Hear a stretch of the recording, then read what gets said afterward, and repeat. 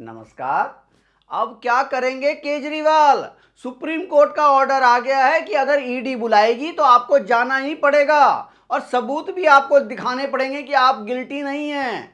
Supreme court का order आ चुका है, लेकिन मद्रास हाई कोर्ट के जजमेंट को सुप्रीम कोर्ट ने सिरे से खारिज कर दिया और बोला कि अगर ईडी बुलाएगी तो आपको जाना पड़ेगा, कोई किंतु परंतु नहीं होगा। और इसके वकील थे कपिल सिब्बल, जिनकी हार हो गई सुप्रीम कोर्ट में। जो सुप्रीम कोर्ट के जजों ने जो क्वेश्चन पूछे उसमें जो है कपिल सिब्बल कुछ एक भी आंसर नहीं दे पाए कि काहे ईडी जब बुला रही है तो आपको जाने में दिक्कत क्या है। एवन सुप्रीम कोर्ट ने तो यहां तक बोला कि अगर ईडी राज्य सरकार से हेल्प मांगती है तो राज्य सरकार को हेल्प करना पड़ेगा। अब क्या करेंगे भाई केजरीवाल? आज तो हम पूरे दिन भर इंतजार करते रहे कि आतिशी आएंगी, प्रेस कॉन्फ्रेंस करेंगी, सौरभ भारद्वाज आएंगे और यहां केजरीवाल जो है विधानसभा में बोलेंगे कि सुप्रीम कोर्ट हमें जो है मोहल्ला क्लिनिक में काम नहीं करने दे रही। अब सुप्रीम कोर्ट जो है अच्छा एजुकेशन नहीं चाहती, स्कूल बंद करा देना चाहती है, ये सुप्रीम कोर्ट अच्छा काम नहीं कर रही। इस तरह की बातें तो मुझे उम्मीद थी कि ये करेंगे, आरोप लगाएंगे, लेकिन जो ये सोमवार को केजरीवाल को बुलाया गया है ईडी की तरफ से, अब तो जाना ही पड़ेगा।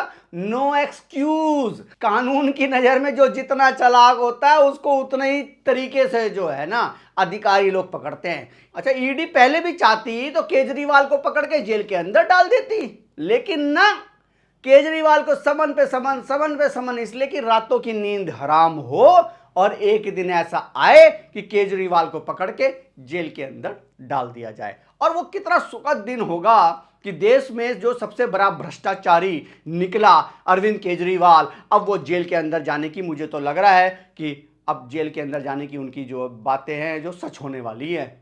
ना मनीष सिसोदिया जेल से बाहर आ पा रहे हैं, ना संजय सिंह आ पा रहे हैं। ये जो केजरीवाल के पास जो ये 8वां समन आया, ये काल बनने वाला है, ये बात आप जान लीजिए। क्योंकि अब अगर ईडी के सामने ये पेश नहीं हुए, अब ये 16 मार्च और 17 मार्च वाली जो बात है कि रॉज एवेन्यू कोर्ट में जो इसकी सुनवाई होनी है, अब इसका कोई मतलब नहीं रह जाता।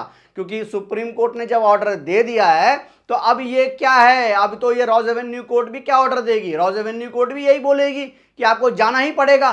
तो अब तो जब सुप्रीम कोर्ट का ऑर्डर आ गया है कि आपको प्रेजेंट होना ही पड़ेगा, तो आपको प्रेजेंट होना ही पड़ेगा। अब क्या है, केजरीवाल ने 2024 इलेक्शन में जो अपने दिल्ली से 4 प्रत्याशी अनाउंस कर दिए, जिनकी जमानत ऑलरेडी जब्त हो चुकी है, पहले ही इलेक्शन होने से पहले ही इनकी जमानत जब्त है। ना इनको कोई जानता, ना इनको कोई पहचानता। और इनके कामों को अगर आप देखेंगे दिल्ली में घूम के तो आप सूरी खुद हाथ पकड़ लेंगे, सर पकड़ लेंगे कि कहाँ आ गए भाई हम।